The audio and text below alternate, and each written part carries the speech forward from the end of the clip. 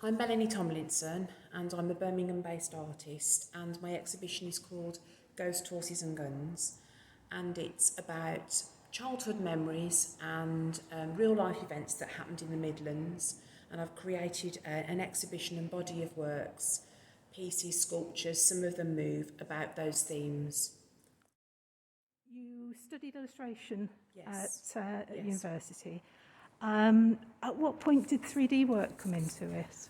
Well, when I was on the degree, I always veered towards making things rather than the more two-dimensional techniques that we were taught at the time.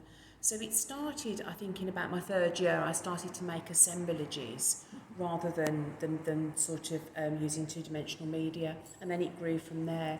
I started using quite a lot of recycled materials when I first started making three-dimensional illustrations, and then from there it's progressed to, I do use a little bit of found objects now in the work, but mainly I create things from scratch. I still do quite a lot of two-dimensional work. I use gouache paint, which I really love, to paint illustrations onto special board, but then I photograph the illustrations and I print them onto metal and make three-dimensional pieces in that way. So with the 3D work, were they skills that you already had, or? No, not at all. I have done a lot of investigation and experimentation myself over the years, and so I've sort of learned a lot about metalwork, jewellery making skills, traditional methods.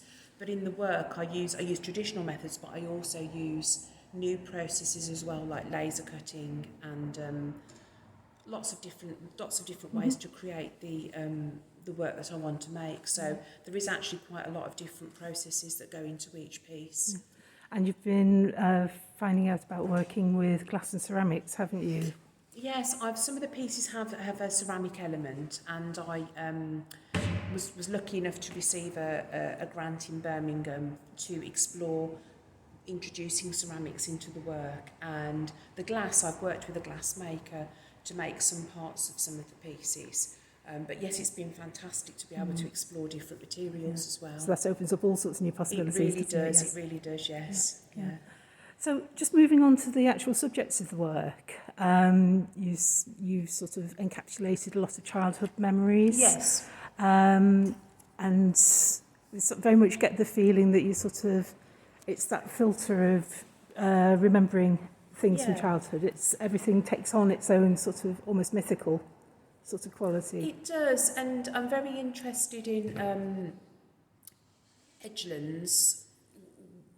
So the places that exist between urban and rural areas, I'm very interested in those areas, slightly run-down areas, places that are kind of quite forgotten, and the stories and urban legends that grow up around those places really interest me. So in the exhibition there's 8 stories that are based on real-life events and memories from the past that might seem a bit strange but actually happened, and they're all based around the edgelands of the Midlands, so that comes into the mix as well. Yes. And a lot of the time they're sort of stories that you tell and retell and tell again as the years go. And you remember them, and a couple of the pieces I've gone and researched news articles in the archives to check my memory, which was actually quite good, I have to say. My long-term memory was very good. Things were as I remembered them. So that was really great to be able to do that. And is the sort of mythic quality, does that lend itself to the sort of heightened colours and everything? Yeah, I mean, I really enjoy using colour. I enjoy exploring colour and using a variety of colours within my work. It's something that I really enjoy when I'm doing the gouache painting.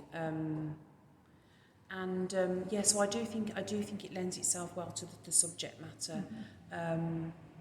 Everything's based on true and real life events, although it might seem slightly mythical. It's based on true and real life events. So, and I think it's really important that we retain the stories from. I mean, I come from. Nobody in my family went to university or studied art, so I was the first one, and I love to listen to my family's stories, and I think it's interesting to listen to people and preserve their stories, you know, because we don't always get to hear about people's lives from different walks of life, and I think it's really important. So in a sense, you're creating a sort of visual time capsule, maybe. Yes, that's right. Yeah.